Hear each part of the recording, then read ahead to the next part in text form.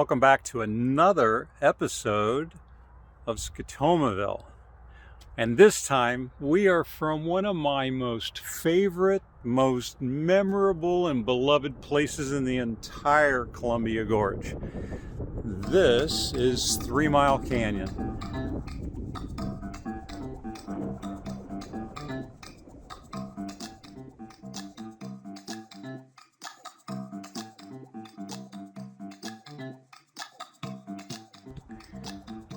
In this episode, we're going to talk about two different aspects of self-care. That is, the way that you manage your physiology and your psychology.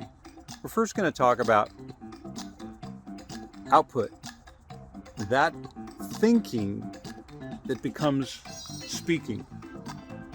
And then we're going to cover some of the aspects of your physiology, that is, input. What you eat, smell,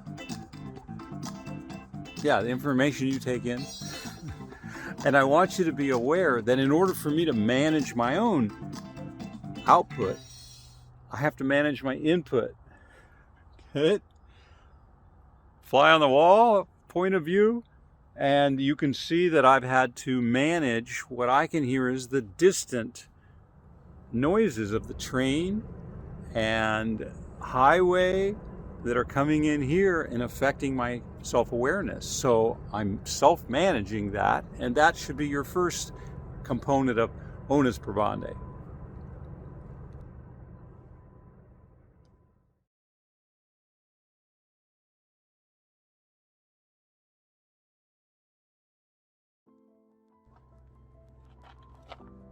You've heard me say before, and the theme of SCOTOMAVILLE is that I believe the greatest expedition you'll ever undertake is that journey to self-understanding.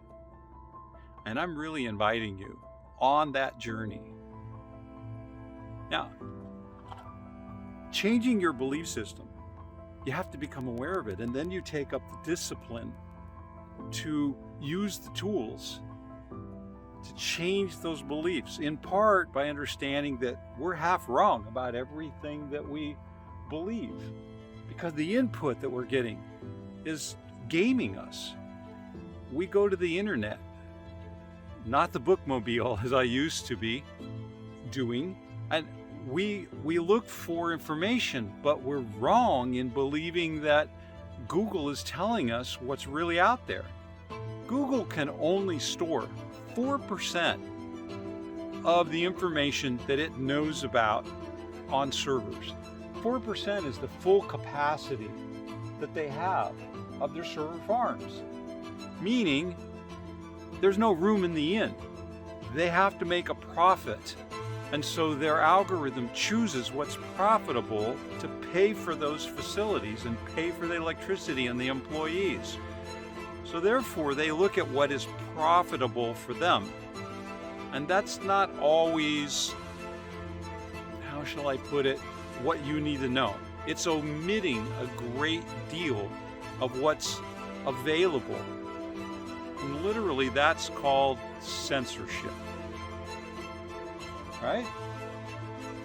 To give you an inside look at how awareness exposes your vulnerability. Consider this example. I am, according to my plan, supposed to be on the water right now because the weather forecasting software that you've seen in previous episodes that I rely on for their predictive and forecasting nature, right? It turns out to be fairly probabilistic, not necessarily accurate, precise, but not necessarily correct. It's supposed to be blowing pretty good right now. I had planned on being on the water, so we drove a couple hours to settle all our things, right? Our good hoppers move. Except what I'm learning is that when you rely on something else outside of yourself, then when they're wrong, it exposes all kinds of that vulnerability that you have. because the scale of the analytics and the modeling is so unimaginably large, my brain goes, well, it's got to be smarter than me. It's got to be more accurate than my own intuition or my knower. And so I get in this internal conflict, this internal doubting, which raises all kinds of confidence issues. So if I want to make plans on where I'm going to go and what I'm going to do at what time, makes it very difficult. That's a good lesson to consider in all of your choices of where you get your information. I'm wanting you to consider your sources and to choose them wisely. Look for triangulation. Look for them providing their raw sources. Dig a little deeper, if you will, and test them to be reliable. Don't just swallow it because it's popular. It may even be precise, but it doesn't make it accurate.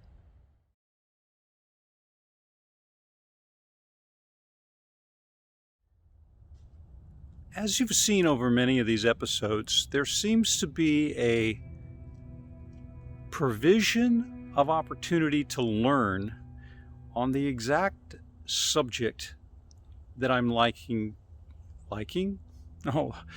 that I'm intending to convey to you and my avatar.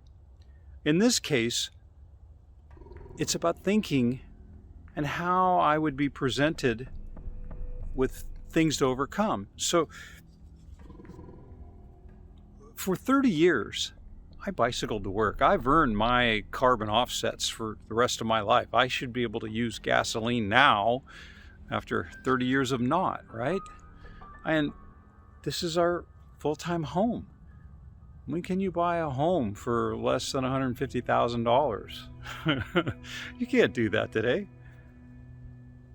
Unfortunately, somebody decided to make a judgment. Yeah. That same day, we had 5 rejections, demands to just move our rig, get out of here, go somewhere else. We don't care where, not our problem, which seemed to be really curious to me. And I, at first, was really struggling with that. I was in turmoil. And then I remembered what First Lady Eleanor Roosevelt had said. Right? Wait a minute. I don't have to accept what they say. And then the more I thought about it as I did maintenance on the roof for the winter and readjusted the door and puttered around all the chores that I needed to do, I had a lot of time to think about why I was feeling this way and why I was thinking this way. And it simply turns out I had an opportunity to see how other people can jump to a judgment without having information, how they can cancel culture, how they can criticize the inverse of onus probandi. I say you are, therefore prove yourself innocent. You see, they didn't have any idea of how hard we struggle to get this and how much maintenance and work it is and what the pride of ownership of the Airstream community is about. None of those things. They didn't watch my channel.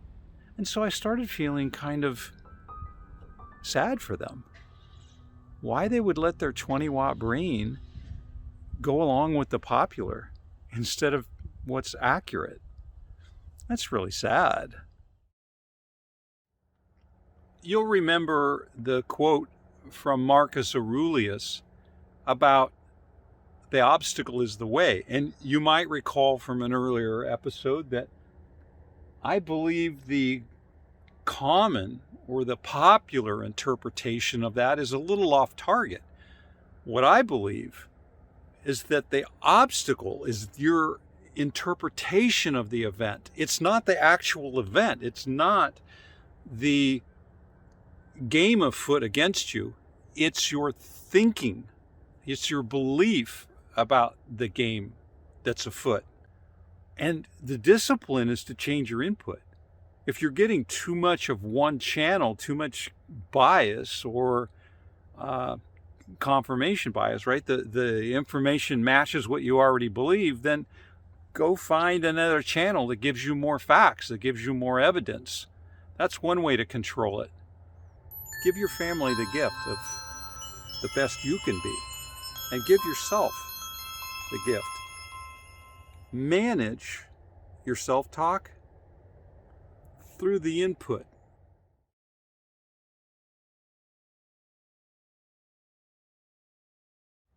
You've heard me numerous times say that you should pay attention to the small things because they give you heads up on consequences.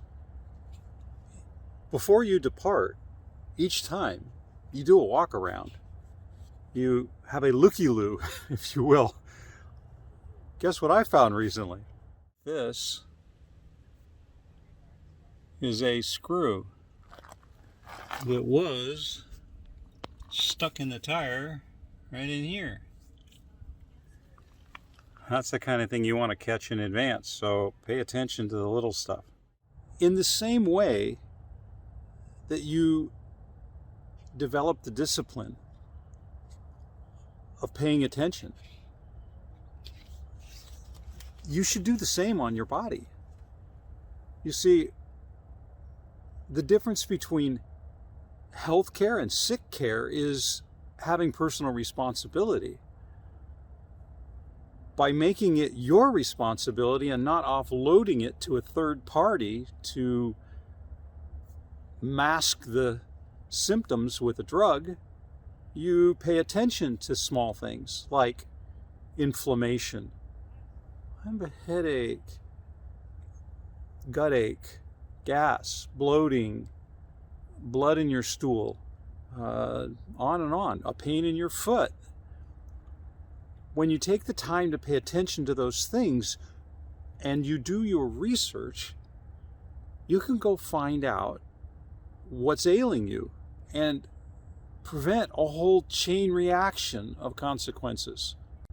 I ran across Dr. Gundry's plant paradox. Made a huge difference. Dr. G, what's a lectin anyway? First, the simple answer. Lectins are proteins found in a lot of plants, and the protein helps plants ward off attacks from would-be predators like you. They're how a mother plant makes sure you don't eat her babies, because when you eat something rich in lectins, they bind to the sugar residue on the outside of your cell membranes, like barnacles cling to a boat. Specifically, these barnacles attach themselves to your red blood cells and leave you feeling lousy. How lousy? Well, a lot of the food poisoning cases reported right here in the United States, especially with regards to beans, are actually lectin poisonings. Because, you guessed it, beans are a huge source of lectins. I killed my gut with lectins from tomatoes and peppers. Other sources include the nightshades like eggplant, peppers, potatoes, and tomatoes, squash including zucchini, butternut squash, and pumpkin, and grains like brown rice, barley, oats, and everyone's favorite, wheat. In fact, if you've ever met someone with a wheat sensitivity, they could be reacting to gluten, one of the best known lectins out there. So, whenever possible, it's best to cut these foods from your diet entirely. Eating them is a great way to destroy your gut wall and kill off your good gut bugs. And trust me, that's not what you want to do. But you can observe it simply by a little gain of weight, a little gassiness, a little bloating around the midsection. There are little symptoms to pay attention to. So there's far more that I would encourage you to delve into by checking out The Plant Paradox by Dr. Gundry. For decades, I have paid a lot of attention to the foods that I eat. And here I am at 66, taking no prescription medicines and feeling really rather good for my age. And so I'd like to pass that on. Let's have a look at a typical breakfast, lunch, and dinner in our Airstreaming life.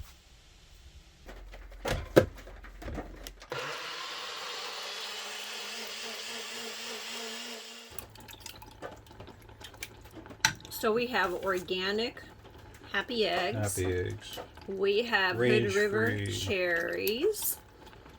And we have paleo pancake. So no bloating, no farting. And we have uncured bacon Uncured bits. bacon bits for with, those who like bacon. in this case, no lectin skins over the almonds that I toasted. And that's kind of our usual breakfast, along with some herb on the eggs. So you have natural sugar, you have just enough protein, and you have carbs. And then I put some pesto. Mm-hmm. On the eggs. And that is our typical breakfast. I want to give you a specific tool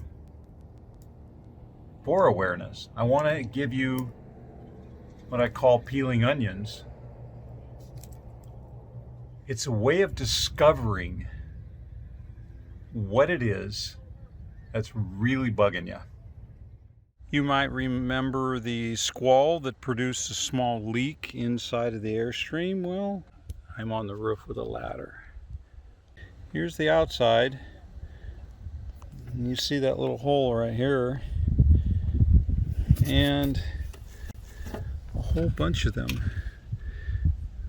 Well, a trip back from town. I've got the solvents, the caulk, and a brand new sealant across the entire thing. So Daniel, how'd you do on that caulking job? Yeah, well.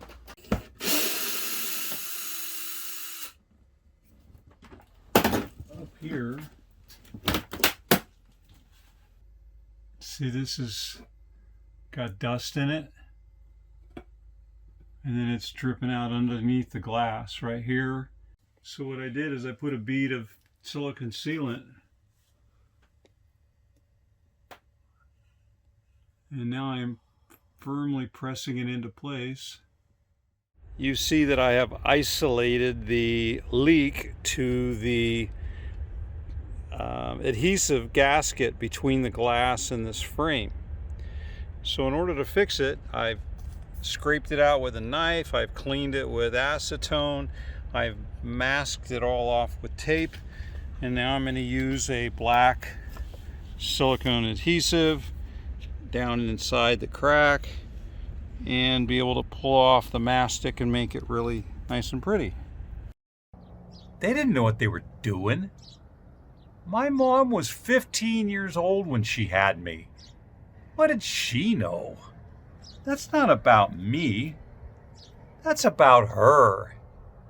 And what you can do when you finally get down to realizing that the core of your explosive, life-threatening trigger turns out to be a misunderstanding, something that was completely childhood, erroneous junk. I love it. I can laugh about it now. I think part of the philosophy is to have a really good set of ingredients so that even when you start running low, you can mix and match them in some very interesting ways. I think that's one of the principles of having a fabulous wardrobe. But it's the same for nutrition. That's not necessary in my B-roll. You do that on purpose, I think. That's a pretty decent meal with curry vegetable and coconut milk and what is that? Goat cheese with apples and almonds and palm heart and beets and wild greens. Yeah. These fancy can openers. You just put it on there and twist it. King! Consistent to this channel has been self-care, the reliance on yourself to fix things, and of course, no, that's all stuck. That's no good.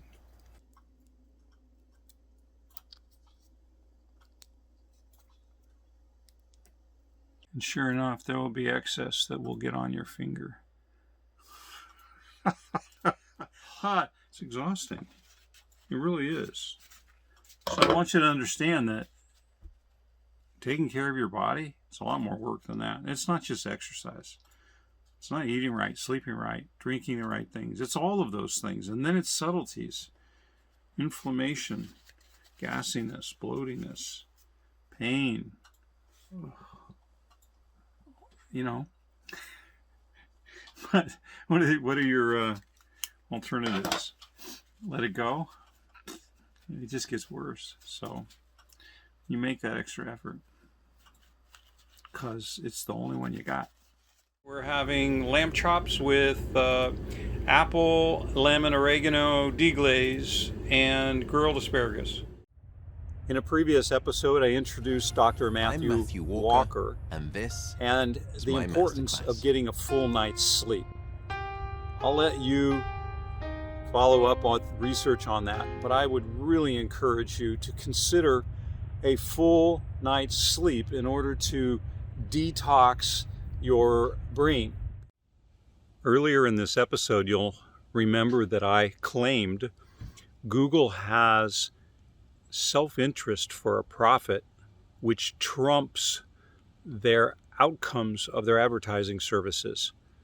I also said that their machine learning is very precise but not necessarily accurate.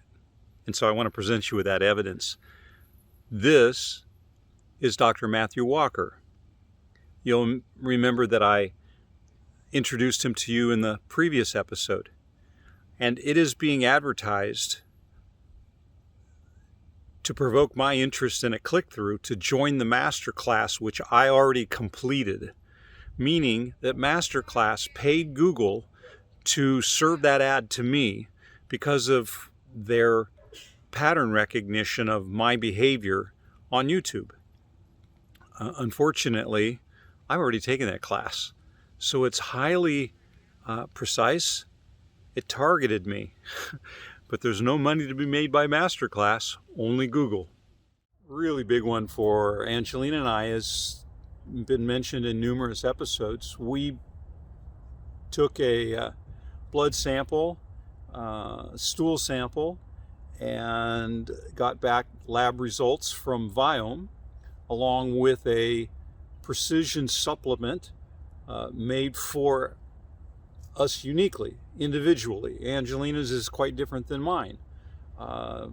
Both supplements and pro and prebiotics, along with a list of superfoods and foods to minimize and foods to maximize. And in switching your diet around, you may find, as I did, I lost that 5 pounds of nagging tire around the belly, and I'm back to the same weight that I was in high school, simply by being able to dial in on the ingredients that, for my body, cause inflammation. And they were confirmed in the plant paradox, right? So, and in the Mediterranean diet. So it was a really good triangulation on the ingredients that were optimal for our longevity. And I hope they will do the same for you. A small thing that I discovered that made a big difference for me, I'd encourage you to look into, is the difference between milk proteins. They're called casein proteins. And I thought for a long time that I was lactose intolerant, but as it turns out, there are 2 genetic strains of cows that produce milk. One's called A2, one's called A1. The A1 is the predominant, what you find in almost all grocery stores, the majority of milks on the shelves. A2 is becoming more popular because people have found it to eliminate all of their bloaty, gassy discomforts by having regular A1 milk. And the difference is small. I'll give you a link to the research, but the difference is that during the digestive process, A1 milk is broken down into an opioid.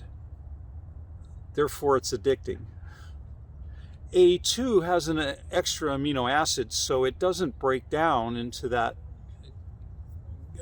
casomorphin. So look into A2 milk with a little different fold to its protein. And it may really be a game changer for you. All I wanted to do was empty the coffee into our cold container and put the lid back on it, but I dropped the lid. This is the tool that I pull the awnings open with.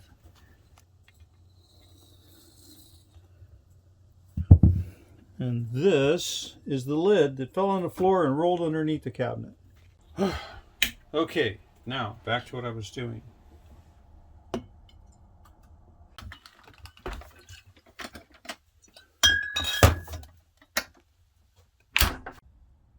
One of the challenges I have overcome was brought to my attention by my daughter and that daily glass of orange juice turning out to be about 8 oranges worth and nearly my entire allotment of added sugar to my diet.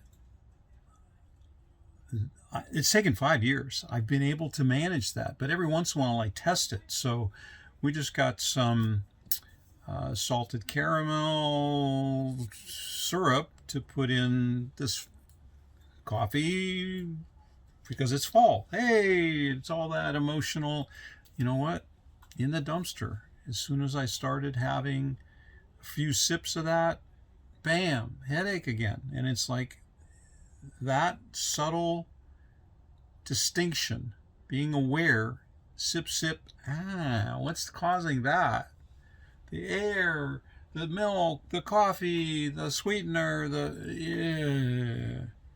So cleaning your diet up makes it easier to isolate the,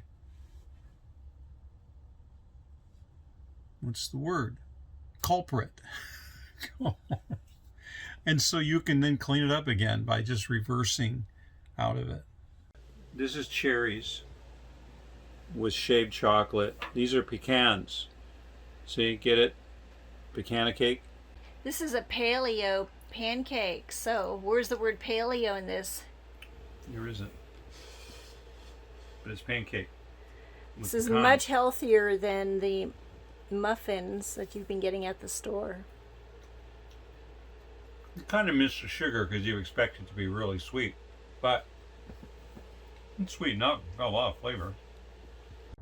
Part of the satisfaction of living with this lifestyle is to make those small changes that incrementally take you up your personal Everest. Being aware, identifying the root cause, leaky windows, or all sorts of things that you're going to run into, but pay attention to those. Look into them. Make good efforts at those changes. And soon you'll be finding yourself getting the heck out of SCOTOMAVILLE. I'd like to hear your story. Contact me, leave a comment, visit our website, consider an expedition. In any case, put some tools to use. And thanks for watching this episode. That's not necessary in my B-roll. You do that on purpose, I think.